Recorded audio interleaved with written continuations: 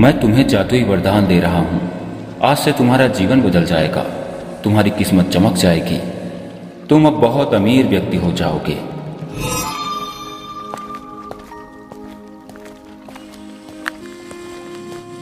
पुत्र दयाशंकर।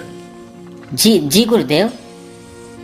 अब तो सुबह से दोपहर भी हो गई, चलते चलते थक गया हूँ। सोच रहा हूँ कि कहीं जाकर आराम कर लिया जाए। ठीक है गुरुदेव, लेकिन इस जंगल में आराम करना सुरक्षित नहीं है। हाँ, तुम ठीक ही कह रहे हो, यहाँ पर सुरक्षित तो नहीं है। चलो किसी के घर में चलते हैं और वहीं पर विश्राम करते हैं। इतना कहकर वह दोनों गुरु और शिष्य आगे बढ़ते हैं। गुरुजी, अब हम लोग जंगलों से बहुत दूर निकल आए हैं। वो देखिए, एक घर दिखाई दे रहा है, वहीं पर चलते हैं। हाँ पुत्र, यह ठीक रहेगा, चलो चलते हैं। गुरुदेव, यह तो बहुत बड़ा खेत है और इस खेत के बीच में यह टूटा फूटा घर है। जरूर किसी गरीब का घर है। शिष्य की ऐसी बातों को सुनकर गुरु मुस्कुरा देते हैं और कहते हैं, पुत्र, अब तो प्यास भी बहुत तेज की लगी है। चलो उसी घर में चलते हैं और पीने के लिए पानी मांगते हैं। उस घर के पास जाकर गुरु ने उस घर का दरवाजा खटखटाया। कुछ ही देर में उस घर से एक व्यक्ति निकला और उस व्यक्ति के साथ में उसकी पत्नी और उसका एक छोटा सा लड़का भी था। वह तीनों बहुत ही फटे पुराने कपड़े पहने हुए थे।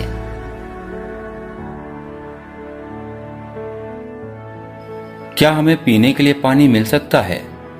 जी जरूर साधु बाबा, अभी पानी लेकर आता हूँ।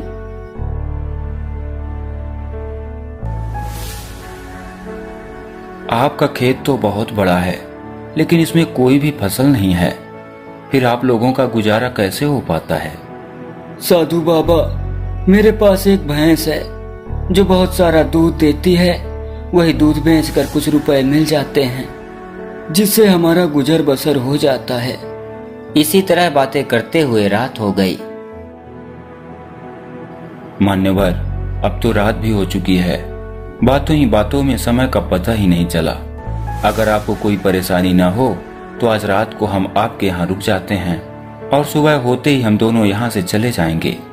अगर आपकी अनुमति हो तो हम दोनों लोग रात को यहाँ पर रुक जाएं। साधु बाबा, आप जैसे ज्ञानी विद्वान पुरुष अगर मेरे यहाँ समय व्यतीत करें तो इसमें मुझे प्रसन्नता होगी।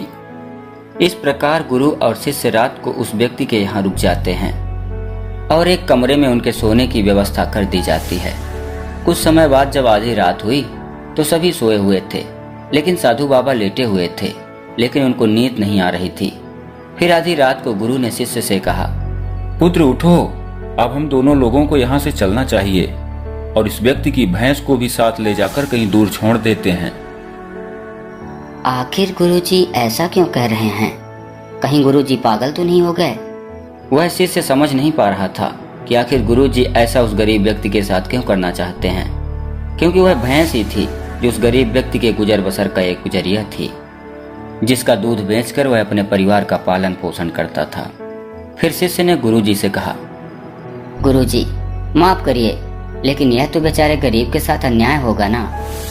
पुत्र, तुम मेरे शिष्य हो और तुम्हें मेरी आज्ञा माननी चाहिए। सवाल जवाब करने का यह सही समय नहीं है। ठीक है गुरुदेव, जैसे आपकी आज्ञा। वह गुरु और शिष्य घर से बाहर निकलते हैं और उस गरीब व्यक्ति की भैंस को अपने साथ लेकर चल देते हैं।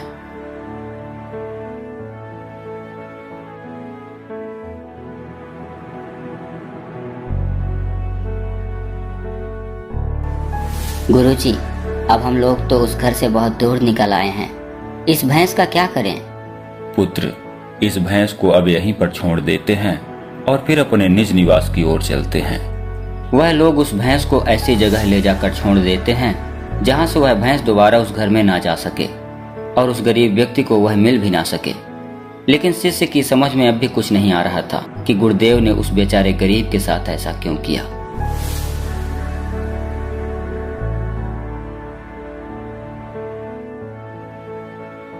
उधर उस गरीब व्यक्ति को स्वप्न हुआ, मैं तुम्हें जादुई वरदान दे रहा हूँ।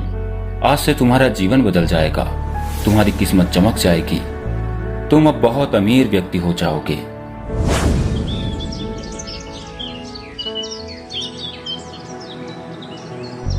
अरे भाग्यवान, उठो, हमारे घर साधु बाबा के रूप में भगवान आए हुए हैं।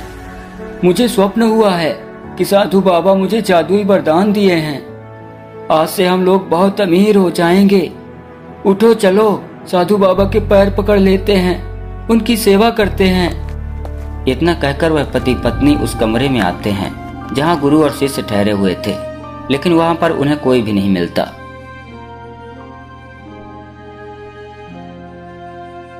सुनिए जी, लगता है कि हम दोनों ने सुबह उठने पर देर कर दी। साधु संत सुबह के 4 बजे ही उठ जाते हैं, अब तो 6 बज चुके हैं। साधु बाबा स्नान ध्यान करने गए होंगे, चलो घर के बाहर चलते हैं। इतना कहकर वह दोनों बाहर आते हैं तो वह दोनों देखते हैं, अरे भाग्यवान, न साधु बाबा हैं और न ही उनकी शिष्य और न ही मेरी भैंस है। आखिर मेरी भैंस कहाँ चली गई? फिर 10 साल बाद 10 साल बीत चुके थे, लेकिन शिष्य के मन में आज भी वह सवाल था कि आखिर गुरुदेव ने 10 साल पहले उस गरीब व्यक्ति के साथ ऐसा न्याय क्यों किया था। शिष्य ने सोचा, 10 वर्ष बीत चुके हैं, क्यों न उस गरीब व्यक्ति से मिला जाए। 10 वर्ष पहले गुरुदेव उसकी भैंस को बहुत दूर छोड़ दिए थे। बेचारा किस हाल में होगा। कुछ रुपए पैसों की मदद भी कर देंगे ताकि उसका जीवन कुछ हद तक सुखी हो जाए। यह सोचते हुए शिष्य उस व्यक्ति से मिलने चल देता है।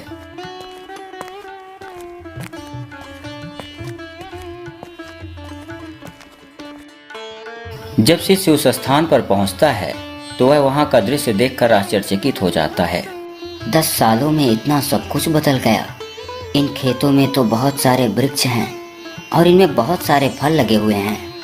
टूटे फूटे घर की जगह यह तो आलीशान घर बन चुका है। हो सकता है कि भैंस के चले जाने के बाद वह गरीब व्यक्ति सब कुछ बेचकर यहाँ से चला गया हो। अब मुझे यहाँ से वापस चलना चाहिए। राम राम राम, कितना गलत किया था उस बेचारे गरीब के साथ गुरुदेव ने। शिष्य वहां से जाने ही वाला था, तभी उसकी नज़र उस व्यक्ति पर पड़ती है। तब शिष्य उस व्यक्ति के पास जाता है और कहता है, शायद आप मुझे ना पहचाने, लेकिन 10 साल पहले मैं आपसे मिला था। मैं आपको कैसे भूल सकता हूँ। आप तो उस दिन बिना बताए ही मेरे घर से चले गए थे और उसी दिन मेरी भैंस भी न जाने कहाँ चली गई, जो आज तक वापस नहीं आई। कुछ महीनों तक तो मैं बहुत परेशान हुआ था। कुछ समझ में नहीं आ रहा था कि मैं क्या करूं, कैसे घर का खर्च चलाऊं, लेकिन जीने के लिए कुछ न कुछ तो काम करना ही पड़ता है। इसीलिए मैंने लकड़ियों को काट कर बेचने का काम शुरू किया। उससे जो भी मुझे रुपए मिले उन्हें मैं बचाता गया और उन रुपयों से मैंने अपने खेतों में फसल उगाया। फसल भी बहुत अच्छी हुई, जिससे अनाज बेचकर बहुत ज़्यादा रुपए मिले। फिर उन रुपयों से मैंने खेतों में बगीचे लगवाए। बगीचों में बहुत सारे फल हुए और आज मैं इस नगर का बहुत बड़ा फलों का व्यापारी हूँ। आज मेरे पास धन दौलत एवं हर भौतिक सुख सुविधाएं हैं, लेकिन यह सब कुछ कभी न हो पाता अगर वह भैंस मेरे यहाँ से ना गई होती, क्योंकि भैंस के कारण ही मैं कोई दूसरा काम नहीं करना चाहता था। भैंस के जाने के बाद मैंने कार्य का दूसरा रास्ता चुना, जिससे मैंने बहुत सारा धन कमाया और कमा रहा हूँ। आज मैं अपने जीवन में बहुत खुश हूँ और बहुत ही सुखी हूँ। मेरा परिवार भी बहुत सुखी है। लेकिन यह काम तो आप पहले भी कर सकते थे ना? हाँ, कर सकता था, लेकिन उस समय मेरा जीवन बिना मेहनत के ही चल रहा था। इसी कारण मुझे कभी भी इस बात का एहसास भी नहीं हुआ कि मैं भी कभी कोई दूसरा कार्य कर सकता हूँ। यही कारण है कि मैंने कभी कोई कोशिश ही नहीं किया। लेकिन भैंस के चले जाने के बाद परेशानियां तो बहुत आईं।